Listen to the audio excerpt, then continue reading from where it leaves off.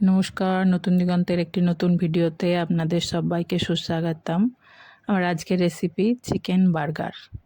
আমি চিকেনটা ধুয়ে নুন হলুদ মাখিয়ে নিয়েছি। তারপর ওতে লঙ্কার গুঁড়ো,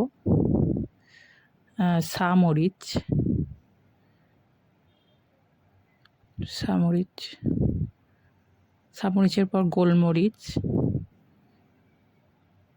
তারপর অরিগ্যানো দেবো আমি ছোটো চামচের 1 চামচ, রসুন বাটা ঠিক নয়, থেঁতো করা রসুনের রসটা যাতে বেরিয়ে না যায়, আর পেঁয়াজ গ্রেট করে রসটা বের করে নিয়েছি, শুকনো শুকনো পেঁয়াজ, ভিনিগার 1/2 চামচ,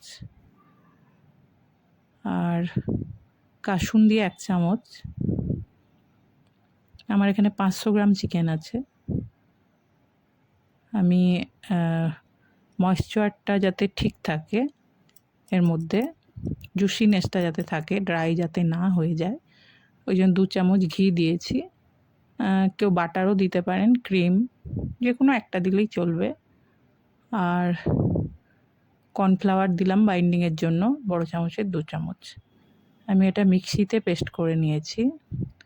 আপনাদের কাছে ফুড প্রসেসর থাকলে করে নিতে পারেন, ফুড প্রসেসরে এটা ভীষণ ভালো হয়।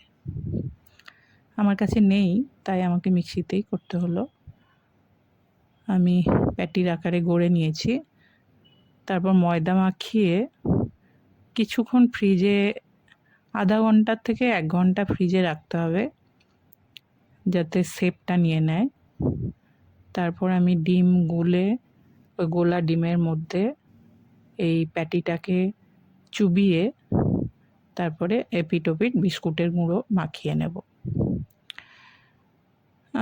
আমার বাড়িতে একটু হেলথ ইস্যু আছে বলে আমি এগুলোকে এয়ার ফ্রায়ারে দেব। তেল স্প্রে করে, ওপরে তেল স্প্রে করে এয়ার ফ্রায়ারে দেবো। নর্মালি আপনারা ডিপ ফ্রাই করবেন, বা ডিপ ফ্রাই না করতে চাইলে ফ্রাইং প্যানে অল্প তেল দিয়ে একটু কম আঁচে এপিট ওপিট করে ভাজবেন, লাল লাল করে, একটু সময় নিয়ে, যাতে ভেতরের যে চিকেনটা সেটা যাতে বয়েল হয়। আমার প্যাটিগুলো রেডি হয়ে গেছে। এখানে আমি এয়ার ফ্রায়ারে দেব। আর এয়ার ফ্রায়ারে প্রসেসিংটা যাতে বড় না হয়ে যায়, আমি ওই জন্য এয়ার ফ্রায়ারের দেওয়াটা আর এখানে ভিডিও করিনি।